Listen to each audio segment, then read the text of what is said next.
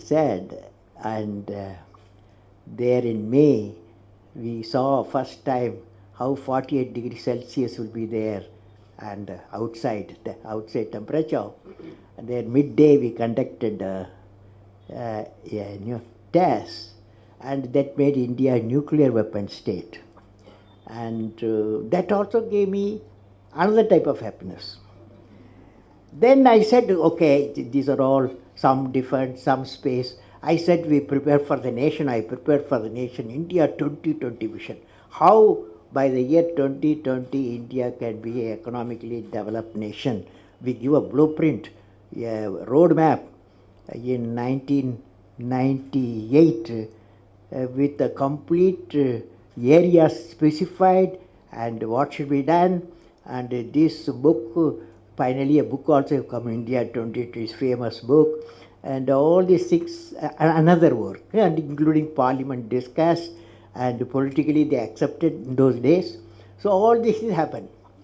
But she was nothing impressed, my student. You know, student, when you are taking class, you will know. She said, I didn't ask all these things, but you give me one thing which gave you bliss, anand. You know, bliss means anand, equivalent is anand. Now, finally, I told her, see, when I was in DRDL Hyderabad, I was working as a director of the establishment, and also my specialization composite material, how to make a composite material. The Agni missile, the introduction I gave for Agni, carry what is called a heat shield, because when it re-enters with 15 times the sound speed, re-entry time, before 2000 kilometers goes, the temperature outside will be normally 4500 degree Kelvin. It will be burning, it's a flame. That means inside the nose cone, inside the heat shield, the material what you carry, it may be any important material, and that should be in temperature, the room temperature what you are having. This is the requirement. So we developed a material what is called carbon-carbon material. So you know carbon composite. This carbon-carbon material, we developed at the tip we have put this fellow, so that whenever temperature, very high temperature flame comes in, this will protect the inside, will be always 25, 28 degrees Celsius. So this very light material we used. So this is called heat shield for Agni. One day, a orthopedic friend, Professor B.N. Prasad, at that time he was in Nizam Institute of Medical Science.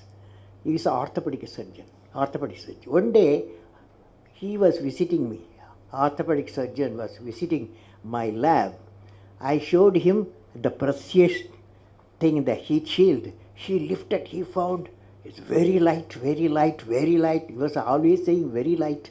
And then, and heavy. Strength also, you say very high temperature, strength also very low. So strength will be kept always. So all this thing was highly impressed. He said, Kalam, I want to take you to my orthopedic ward in Nizam Institute of Medical Science. So he put me in his car, took me to the hospital, and took me to the orthopedic ward, where 30, 40 people who are having knee surgery. And about 15 young boys and girls, they had the caliper fitted. You know, for a polio patient, they fit the caliper. That caliper, both caliper put together weighs 4 kilograms. He told me, see that as soon as we went, they were removed that caliper, they did not wear it. As soon as they saw the doctor, immediately started fitting it. So heavy, it's not so uncomfortable. He told me, you see the scene, and you have got a fantastic material. What the use of missile? Why not you use that material, missile material? Use it for this.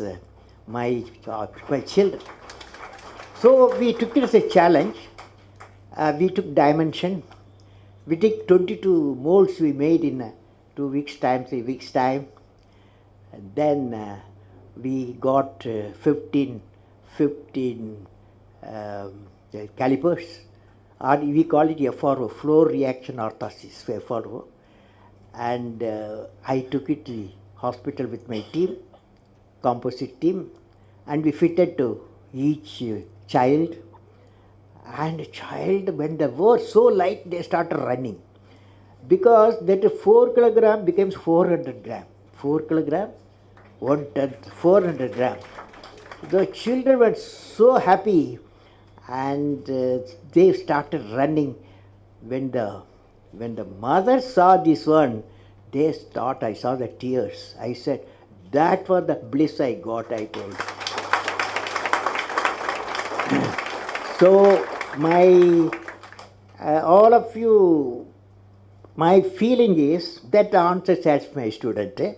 All of you are fortunate to be in a noble profession to remove the pain with compassion and experience. Very important. See, one is treatment, another is compassion. Both today I was in Tiruvallur at a school. One girl asked me now question, but 12 questions were there. One question she asked. Before her question I answered, I asked what class you are studying. The girl said, I am 10 plus 1. What subject you have taken? She said medical subject she has taken. That is biology, medical science, and physics, bioscience. All these things she has taken. And I hope you are becoming a doctor. I said, yes, my dream is to become a doctor so that I can remove the pain, she said. Fantastic statement the girl made. I want to remove the pain. But I said, my answer was, normally we all of us, human beings, we have one biological heart, isn't it? Always you and me, all of us got one biological heart. But doctors should have 2 hearts, I said. Apart from biological heart, they must have one more heart. So the question I asked, what is the second heart? Nobody can. Finally I said, it's a kind heart. Because doctor service, medical service needs compassion to the patient. Because you find not one patient. You have to treat hundreds of patients with pain. In that environment, you have need kindness and compassion. So I visualize all the doctors. They've got 2 hearts. Good doctors. Now, medical profession, one of the important thing, friends, when I see Dr. Sanjeevi's life, Dr. Ramurthy's life, and all your life, I see one great quality we need, what is called culture of excellence. Culture of excellence. All of you can hear me? Yes. Last row? Yes. Now, friends, you will belong to the medical community of multiple fields. You should stand for a culture of excellence. The excellence not by accident. It is a process where an individual continuously strives to better oneself. The performance standards are set by themselves. They work on their dreams with focus and are prepared to take calculated risk and do not get deterred by failures as they move towards their dreams. Then they step up their dreams as they tend to reach the original targets. They strive to work to their potential. In the process, they increase their performance, thereby multiplying further their potential.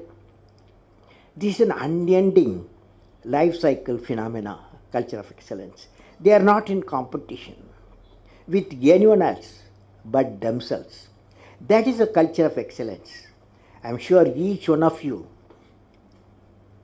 will aspire to become a unique with culture of excellence, because that is needed. When you see a patient and the diagnosis method has changed and the treatment methods have changed, and you are the one area you have to be completely updated continuously. That means your knowledge should continuously needs addition. Friends, medicine, when I'm seeing all of you, medicine is undergoing a paradigm shift.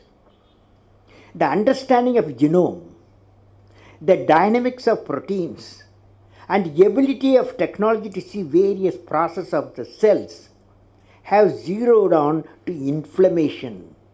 Inflammation as the root of all the diseases. You will agree.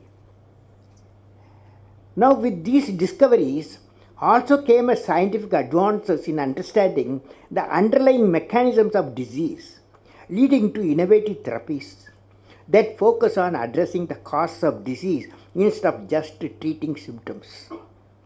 It is essential our medical scientists and clinicians working in the field of healthcare and research have to revisit traditional pharmacological approaches to medicine and healthcare and develop scientific treatment protocols to use them for many acute and chronic disease and disorders. Now, when I am telling you in 2013, that is last year, cancer research found a sea change in research and development, because I visited Anderson laboratory in USA. According to the Science Journal, it's called the Advanced of Sciences AAS, promising results emerged from the clinical trials of cancer immunotherapy, in which treatment target the body's immune system rather than tumors directly. Tumor follow, in cancer, you will treat something, it will come somewhere else. Okay, so the question is, the 2013 research says the immune system targets the body's immune system in which rather than the tumors directly. The treatment pushed T cells and other immune cells to combat cancer. So far, this process works only for certain cancer and few patients. It is considered to be an important scientific breakthrough, though the ultimate impact on the disease is not known. It was reported the results so far have been highlighting its success. It is possible immunotherapy in future may find solution for many other diseases. Only person I can ask Andama whether it's possible. Professor, I was there a few weeks back at Edinburgh University. I saw something I thought sharing to the young doctors. Professor Chandran, in one of the laboratory, showed his work on deploying technologies typically used for eye care professionals and use it to detect neural disorders. Let me read it. Professor Chandran, he is from Edinburgh University, a laboratory I visited, cancer laboratory, showed his work on deploying technologies typically used by eye care professionals and use it to help detect neural disorders. Using optical scanner devices, his team is mapping the inside of the eye, particular retina. They are going further and targeting the optical nerve, a small opening into the retina which carries neurons and photoreceptors from the eye to the brain. Using the advanced technology, they are able to peep down the optical nerves in the specific region of the brain and make a longitudinal and cross-section image of it. He showed me a number of images. These images clearly show any odd neural pattern or any potentially at risk neural form. Thus, using this technology, Professor Chandran and his team is able to direct early disorders and administer preventive care in the typical area. Now, friends, I would like to say that 6 virtues of medical care, one we have to possess, whoever the medical care. Let me now share with you 6 virtues which a medical caregiver should possess.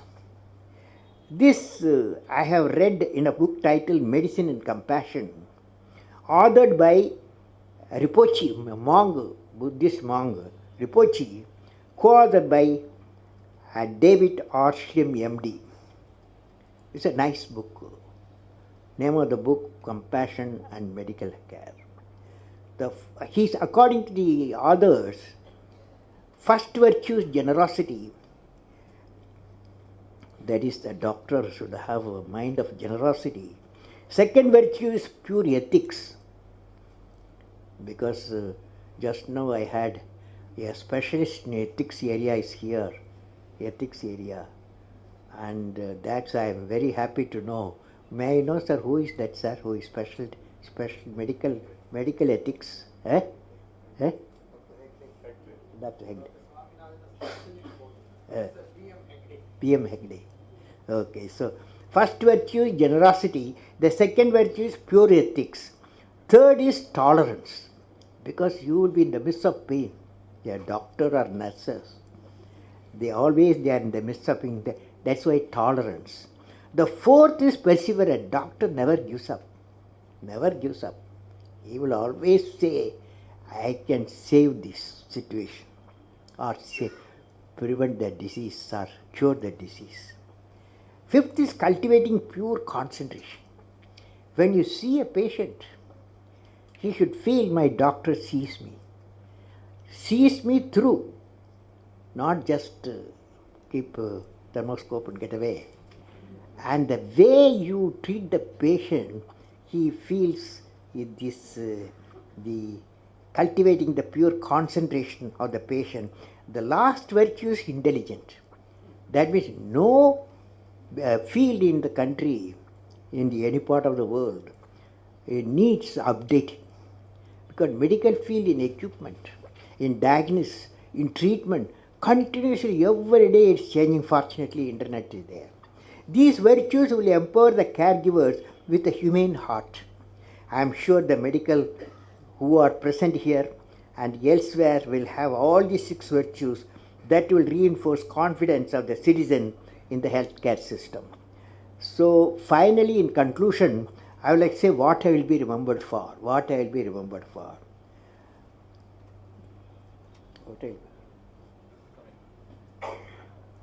First, friends, I want to leave you with a thought today. What is the one action which will make you great?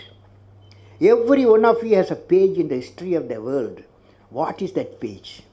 How do you make that page which is going to be referred by the prosperity? There is a need to give a vision to your ambition. What I will be remembered for, what I will be, each one of us has to ask the question, what I will be remembered for. And